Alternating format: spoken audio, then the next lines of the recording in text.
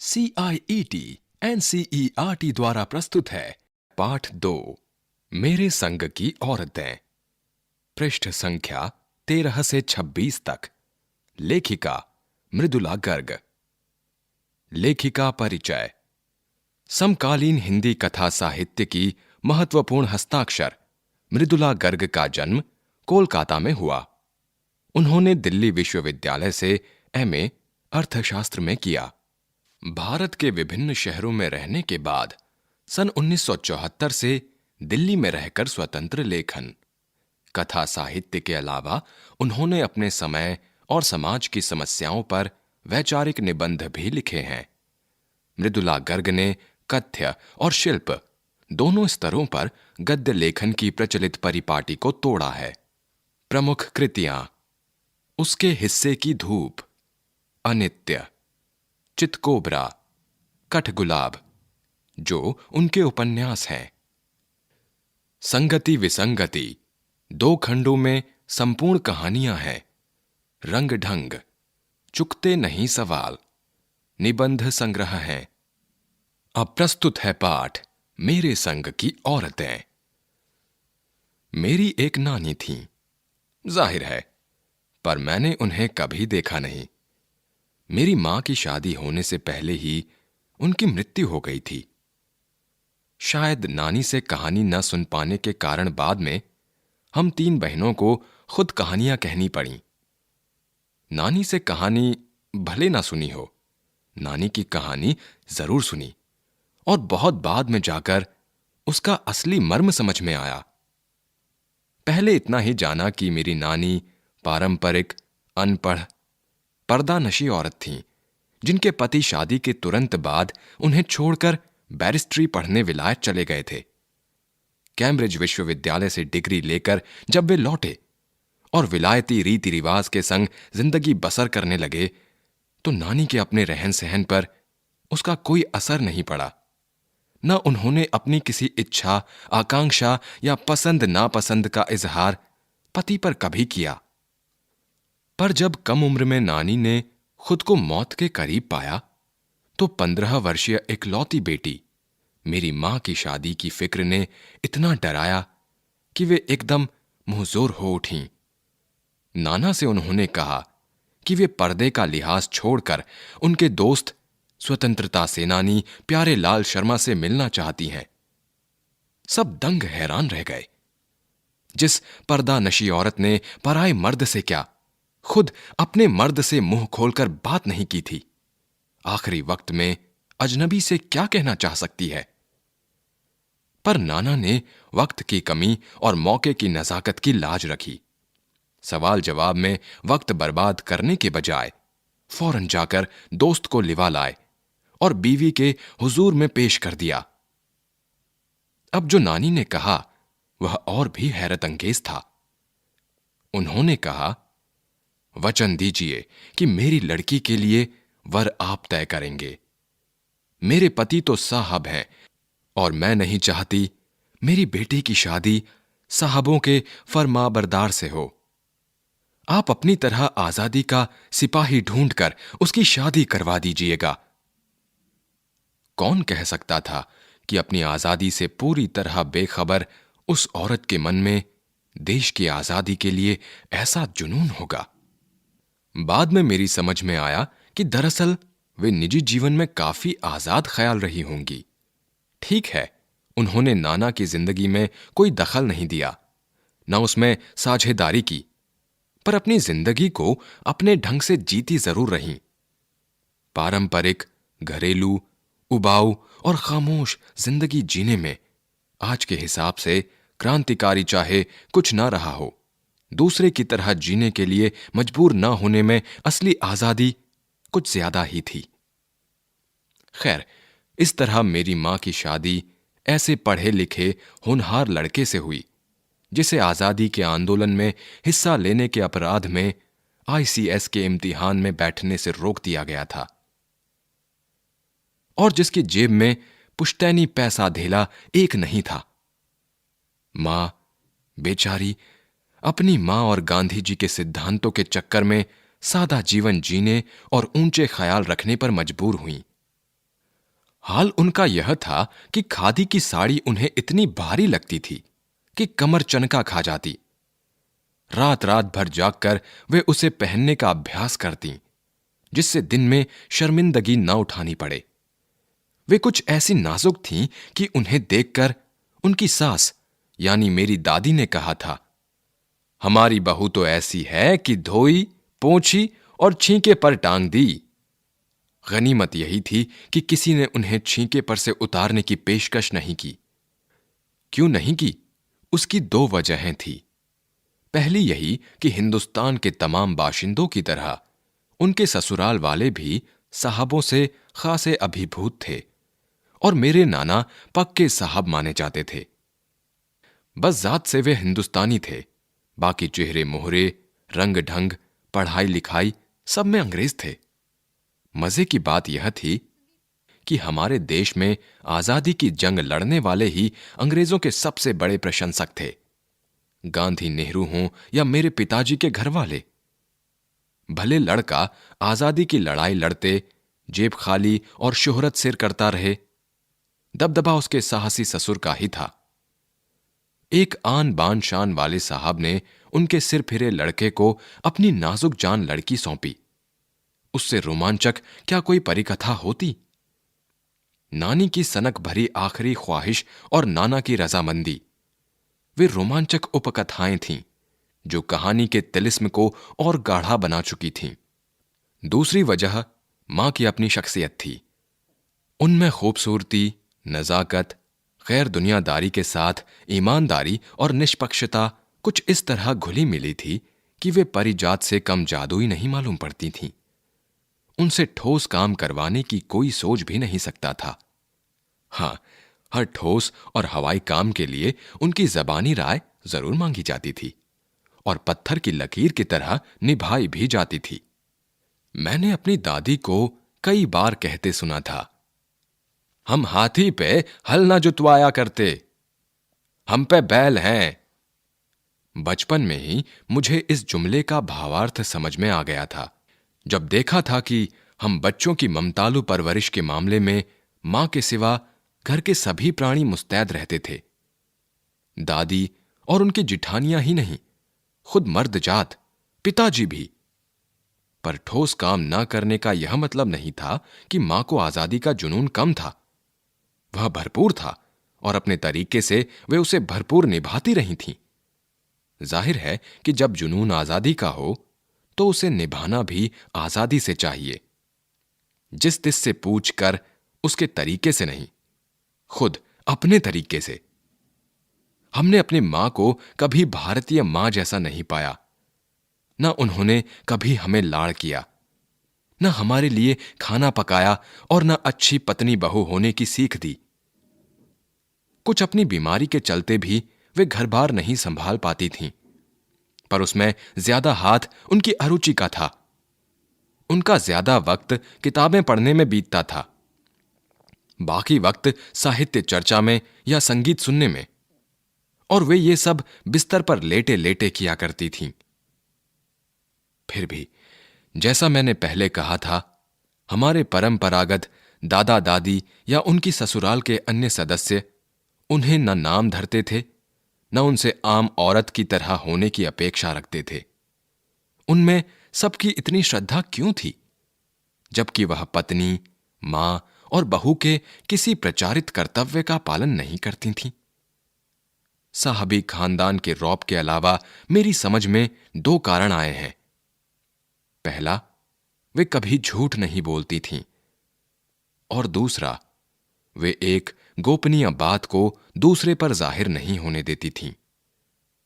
पहले के कारण उन्हें घर वालों का आदर मिला हुआ था, दूसरे के कारण बाहर वालों की दोस्ती। दोस्त वे हमारी भी थीं। मां की भूमिका हमारे पिता बखूबी निभा देते थे। मुझे याद है, बचपन में भी हमारे घर में किसी की चिट्ठी आने पर कोई उससे यह नहीं पूछता था कि उसमें क्या लिखा है, भले वह एक बहन की दूसरी के नाम क्यों ना हो, और मां यह जानने को बेहाल हो कि बीमारी से वह उबरी या नहीं। छोटे से घर में 6 बच्चों के साथ सास ससुर आदि के रहते हुए भी हर व्यक्ति को अपना निजत्व बनाए रखने की छूट थी। इसी निजत्व बनाए रखने की छूट का फायदा उठाकर हम 3 बहनें और छोटा भाई लेखन के हवाले हो गए। लीक से खिसके अपने पूर्वजों में मां और नानी ही रही होती तो गनीमत रहती, पर अपनी एक परदादी भी थी जिन्हें कतार से बाहर चलने का शौक था। उन्होंने व्रत ले रखा था कि अगर खुदा के फजल से उनके पास कभी 2 से ज्यादा धोतियां हो जाएंगी तो वे तीसरी दान कर देंगी। जैन समाज में अपरिग्रह की सनक बिरादरी बाहर हरकत नहीं मानी जाती, इसलिए वहां तक तो ठीक था। पर उनका असली जलवा तब देखने को मिला जब मेरी मां पहली बार गर्भवती हुई। मेरी परदादी ने मंदिर में जाकर मन्नत मांगी कि उनकी पतोहू का पहला बच्चा लड़की हो। यह गैर रवायती मन्नत मांगकर ही उन्हें चैन नहीं पड़ा। उसे भगवान और अपने बीच पोशीदा रखने के बजाय सरेआम उसका ऐलान कर दिया। लोगों के मुंह खुले के खुले रह गए। उनके फितूर की कोई वाजिब वजह ढूंढे ना मिली।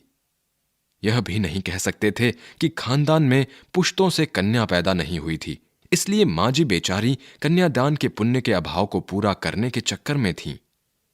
क्योंकि पिताजी की ही नहीं, दादाजी की भी बहनें मौजूद थीं। हां, पहला बच्चा हर बहू का बेटा होता रहा था। खैर, मां जी ने भी अपनी तरफ से कोई सफाई नहीं दी, बल्कि बदस्तूर मंदिर जाकर मन्नत दोहराती रहीं। पूरा नकूड़ गांव जानता था कि मां जी का भगवान के साथ सीधा सीधा तार जुड़ा हुआ है, बेतार का तार। इधर वह तार खींचती, उधर टन से तथास्तु बचता। मेरी दादी तो पहली मर्तबा में ही तैयार हो गई थी कि गोद में खेलेगी तो पोती। पर मां जी की आरजू किस कदर रंग लाएगी, उसका उन्हें भी गुमान न रहा होगा। लड़की की गैर वाजिब जुस्तजू सुन भगवान कुछ ऐसी अफरा तफरी में आ गए कि 1 न 2 पूरी 5 कन्याएं एक के बाद एक धरती पर उतार दी। भगवान को क्या कहें, मां जी के सामने तो नामी चोर भी अफरा तफरी में आ जाते थे। मां जी और नामी चोर का किस्सा होश संभालने के बाद मैंने कई बार सुना था। चोर के दीदार की खुशनसीबी भी हाथ आई थी। हुआ यूं था कि किसी शादी के सिलसिले में नकूड़ की हवेली के तमाम मर्द बारात में दूसरे गांव गए हुए थे। औरतें सज धज कर रत जगा मना रही थीं। नाच गाने और ढोलक की थाप के शोर में नामी चोर कब सेंध लगाकर हवेली में घुसा, किसी को खबर न हुई। पर चोर था बदकिस्मत। जिस कमरे में घुसा उसमें मां जी सोई हुई थीं। औरतों के शोर से बचने को वे अपना कमरा छोड़ दूसरे में जा सोई थीं। चोर बेचारा तमाम जुग्राफिया दिमाग में बिठलाकर उतरा था। उसे क्या पता था कि इतनी बड़ी बूढ़ी पुरखिन जगह बदल लेगी। खैर, बुढ़ापे की नींद ठहरी, चोर के दबे पांवों की आहट से ही खुल गई। कौन? मां जी ने इत्मीनान से पूछा। जी मैं। चोर ने युगों से चला आ रहा पारंपरिक असंगत जवाब दिया। पानी पिला, मां जी ने कहा। जी मैं। चोर झिझक कर रह गया। तब तक मां जी बिस्तर के बराबर में टटोल कर देख चुकी थीं। लोटा खाली था। ऐसा कर, उन्होंने कहा, यह लोटा ले और कुएं से पानी भर ला, पर देख कपड़ा कस कर बांधे रखियो और तरीके से छानियो। चोर घबरा गया। अंधेरे में इन्होंने कैसे जाना कि उसके मुंह पर कपड़ा बंधा है और कमर में भांग? भगवान से उनका तार जुड़े होने की खबर उसे थी, पर बुढ़िया भांग भी छानती होगी, एकदम यकीन न हुआ। इसी से कुछ हैरान परेशान हो उठा। जल्दी कर भाई, तभी मां जी ने कहा, बड़ी प्यास लगी है। पर मैं तो चोर हूं। मारे घबराहट और धर्म संकट के चोर सच कह गया। हुआ करे, मां जी ने कहा, प्यासे को पानी तो पिला, पर देख मेरा धर्म ना बिगाड़ियो, लोटे के मुंह से कपड़ा ना हटाइयो, हाथ रगड़ कर धो लीजो और पानी कपड़े से छान कर भरियो। आप चोर के हाथ का पी लोगी? कहा ना, रगड़ कर धो लीजो। सब नाच गाने में लगे हैं, तेरे और भगवान के सिवा कौन धरा है जो पिलाएगा? भगवान वहीं कहीं उसके बराबर में धरे हैं। सुनकर चोर कुछ ऐसा अकबकाया कि लोटा उठाकर चल दिया। पूरी एहतियात के साथ पानी भरकर लौटा तो पहरेदार ने धर दबोचा। कुएं पर देख लिया गया था। तब माजी ने लोटे का आधा पानी खुद पीकर बाकी चोर को पिला दिया और कहा, एक लोटे से पानी पीकर हम मां बेटे हुए। अब बेटा, चाहे तो तू चोरी कर, चाहे खेती। बेटा बेचारा किस लायक रह गया होगा, सो रोमांचक धंधा छोड़ खेती से लगा। सालों साल लगा रहा। जब मैंने उसे देखा तो बड़ा भला मानुस बूढ़ा लगा मुझे, डरा डरा, हैरान सा। अब खानदानी विरासत कहिए या जीवाणुओं का प्रकोप, उन दो सन की बुढ़ियों के बीच मैं अच्छी फंसी। एक तरफ माजी के चलते अपने लड़की होने पर कोई हीन भावना मन में नहीं उपजी, दूसरी तरफ नानी के चलते देश की आजादी को लेकर नाहक रोमानी ही रही। 15 अगस्त 1947 को जब देश को आजादी मिली, या कहना चाहिए जब आजादी पाने का जश्न मनाया गया, तो दुर्योग से मैं बीमार थी। उन दिनों टाइफाइड खासा जानलेवा रोग माना जाता था। इसीलिए मेरे तमाम रोने धोने के बावजूद डॉक्टर ने मुझे इंडिया गेट जाकर जश्न में शिरकत करने की इजाजत नहीं दी। चूंकि डॉक्टर अपने नाना के परम मित्र, उनसे ज्यादा नाना थे, इसलिए हमारे पिताजी, जो बात बात पर सत्ताधारियों से लड़ते भिड़ते फिरते थे, चुप्पी साध गए। मैं बदस्तूर रोती कलपती रही। क्या कोई बच्चा इकलौती गुड़िया के टूट जाने पर रोया होगा? मेरी उम्र तब 9 बरस की थी। इतनी छोटी नहीं कि गुड़िया से बहलती, और इतनी बड़ी नहीं कि डॉक्टरी तर्क समझती। तंग आकर पिताजी मुझे ब्रदर्स कारामजोव उपन्यास पकड़ा गए। किताबें पढ़ने का मुझे मिराक था। सो जब कुछ देर बाद मैंने देखा कि पिताजी को छोड़कर घर के बाकी सब प्राणी पलायन कर चुके थे और पिताजी दूसरे कमरे में बैठे अपनी किताब पढ़ रहे थे, तो रोना धोना छोड़कर मैंने भी किताब खोल ली। एक बार शुरू कर लेने पर उसने मुझे इतनी मोहलत नहीं दी कि दोबारा रोना शुरू करूं या कोई और काम पकड़ूं। उस वक्त ब्रदर्स कारामजोव मुझे देने में क्या तुक थी, तब मेरी समझ में नहीं आया। किताब कितनी समझ में आई वह अब तक नहीं जानती, क्योंकि उसके बाद इतनी बार पढ़ी कि सारे पाठ आपस में गड्ढे-मड्ढे हो गए। कितना पहली बार में पल्ले पड़ा, कितना बाद में, कहना मुश्किल है।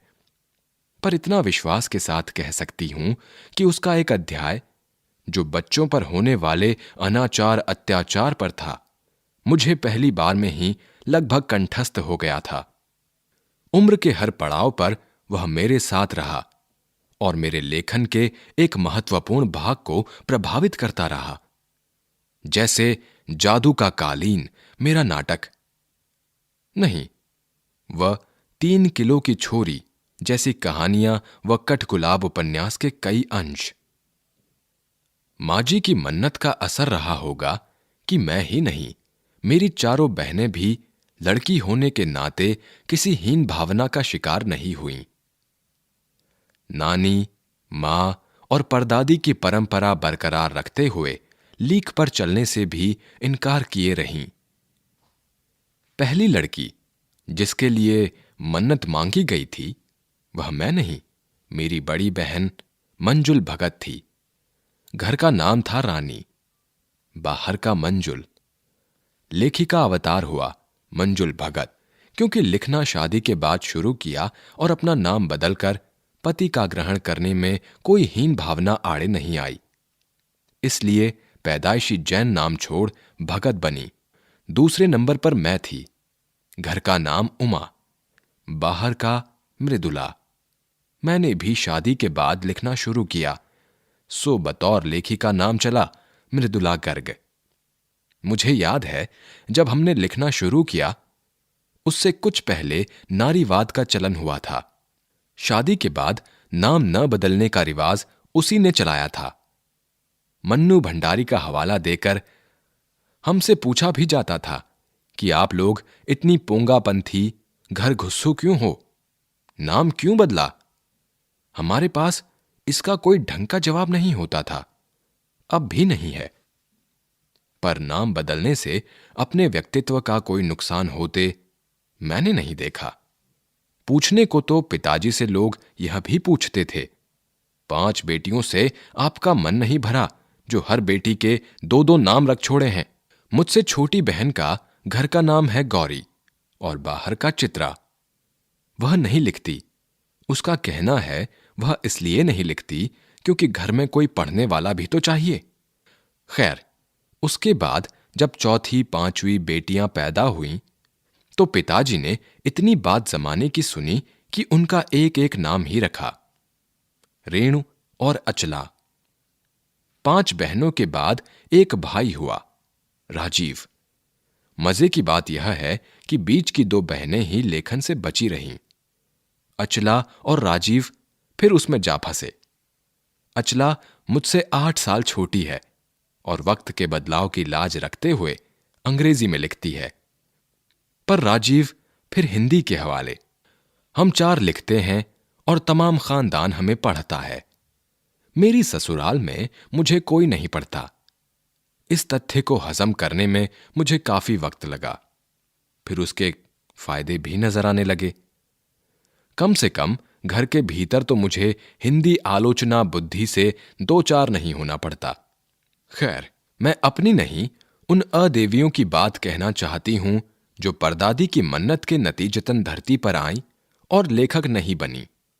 जो बनी उन्हें सांस लेने की जरूरत कुछ ज्यादा हो, समझ में आता है। जैसा मेरे पिताजी ने एक बार मंजुल से कहा था, कोई दम नहीं घुटता, सांस लेने की जरूरत ही ज्यादा है। पर यहां तो हम शेर तो गैर लेखिका बहनें सवा शेर। 4थे नंबर वाली रेणु का आलम यह था कि गर्मी की दोपहरी में स्कूल से वापसी पर जब गाड़ी उसे और उससे छोटी बहन अचला को बस अड्डे से लेने जाती तो रेणु उसमें बैठने से इनकार कर देती।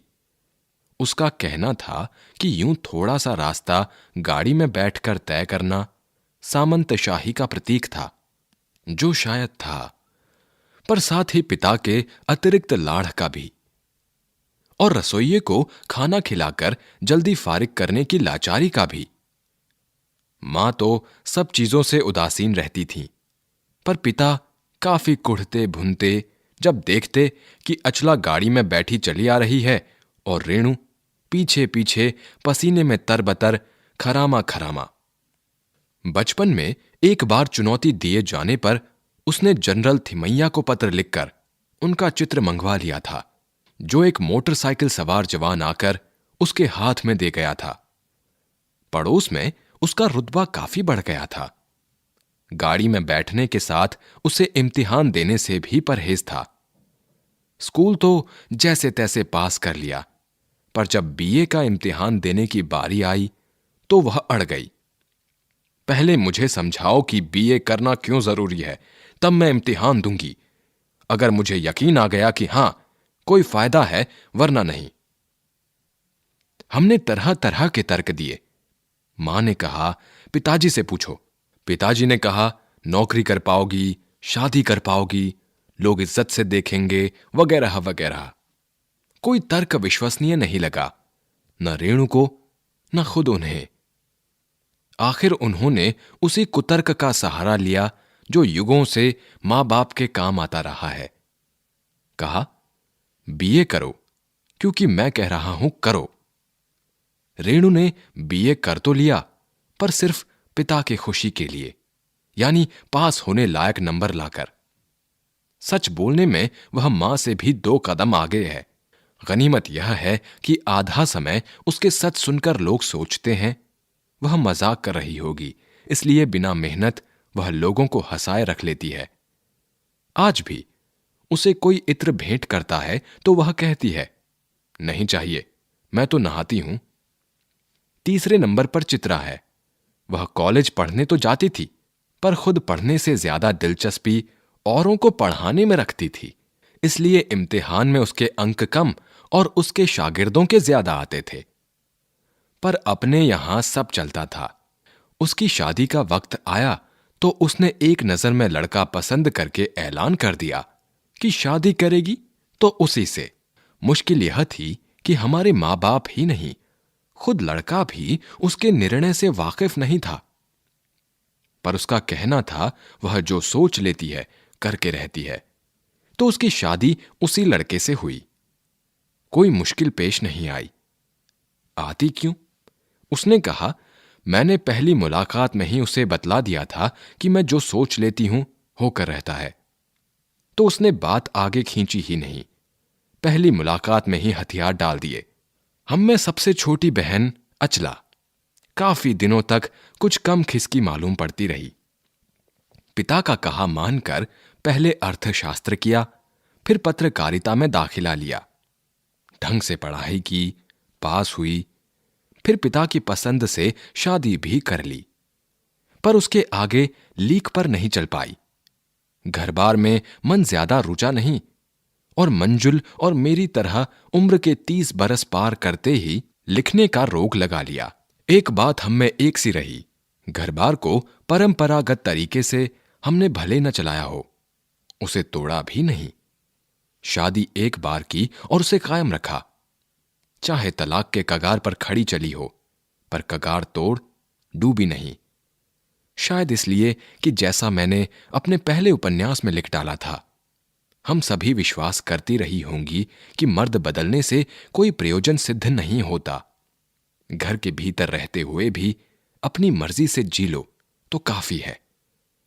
शादी के बाद मैं बिहार के ऐसे छोटे कस्बे डालमिया नगर में रही, जहां मर्द औरतें चाहे पति पत्नी क्यों ना हो, पिक्चर देखने भी जाते तो अलग अलग दड़बों में बैठते।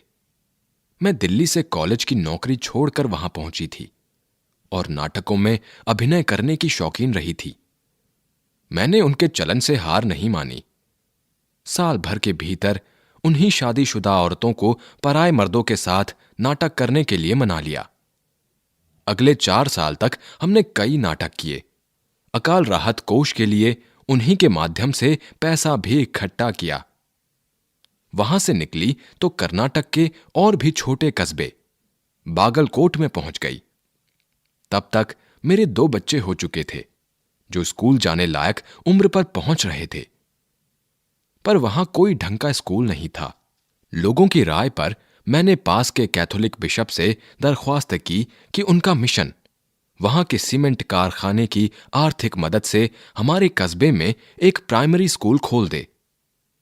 पहले उन्होंने कहा, चूंकि उस प्रदेश में क्रिश्चियन जनसंख्या कम थी, इसलिए वे वहां स्कूल खोलने में असमर्थ थे।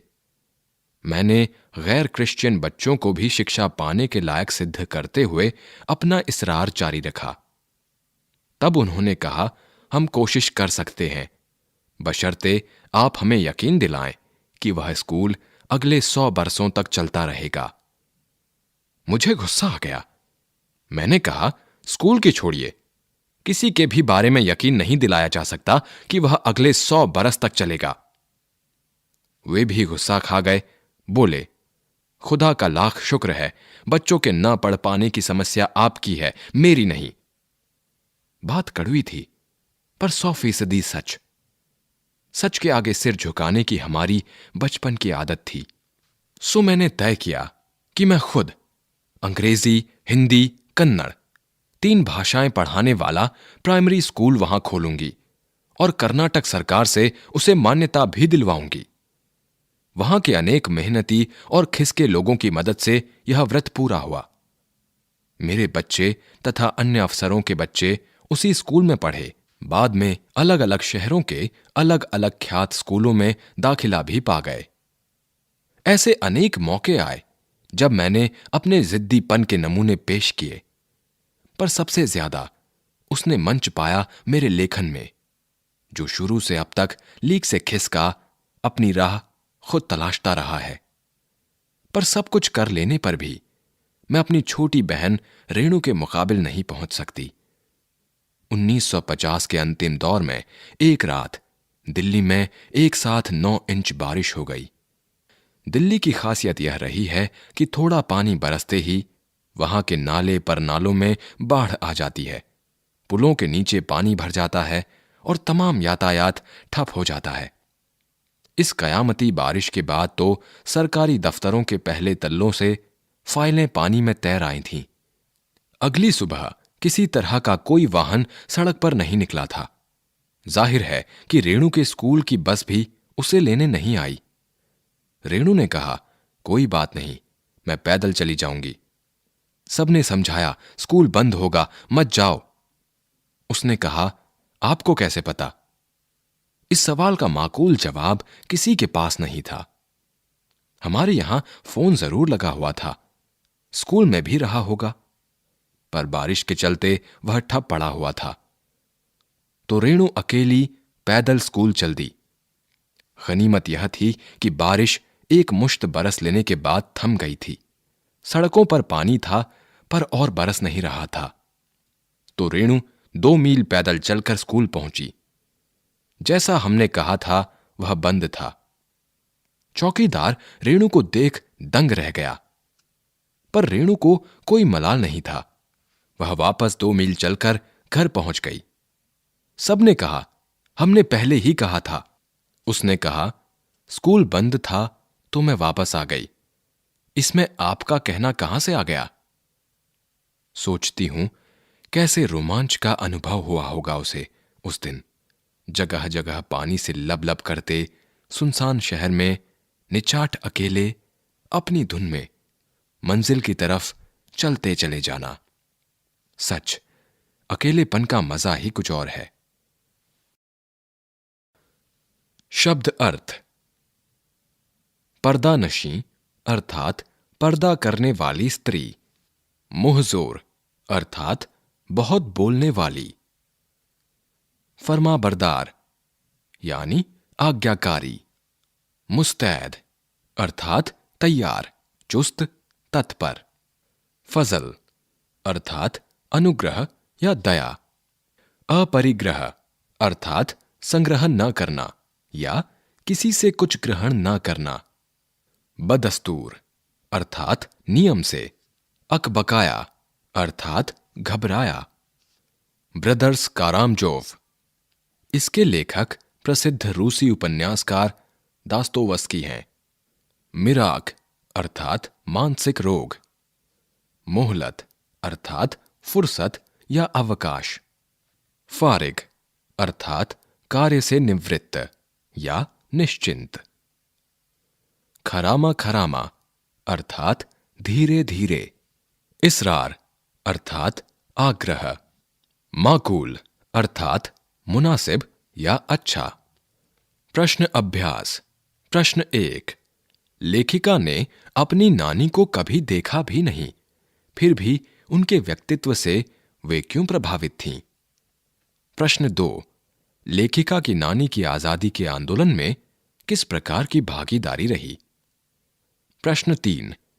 लेखिका की मां परंपरा का निर्वाह न करते हुए भी सबके दिलों पर राज करती थीं। इस कथन के आलोक में क। लेखिका की मां की विशेषताएं लिखिए। ख। लेखिका की दादी के घर के माहौल का शब्द चित्र अंकित कीजिए। प्रश्न 4। आप अपनी कल्पना से लिखिए कि परदादी ने पतोहू के लिए पहले बच्चे के रूप में लड़की पैदा होने की मन्नत क्यों मांगी? प्रश्न 5। डराने धमकाने, उपदेश देने या दबाव डालने की जगह सहजता से किसी को भी सही राह पर लाया जा सकता है। पाठ के आधार पर तर्क सहित उत्तर दीजिए। प्रश्न 6। शिक्षा बच्चों का जन्मसिद्ध अधिकार है। इस दिशा में लेखिका के प्रयासों का उल्लेख कीजिए। प्रश्न 7। पाठ के आधार पर लिखिए कि जीवन में कैसे इंसानों को अधिक श्रद्धा भाव से देखा जाता है। प्रश्न 8। सच, अकेलेपन का मजा ही कुछ और है। इस कथन के आधार पर लेखिका की बहन एवं लेखिका के व्यक्तित्व के बारे में विशेषताएं लिखिए। अभी आप सुन रहे थे ये पाठ। प्रस्तुति CIET NCERT, नई दिल्ली, भारत।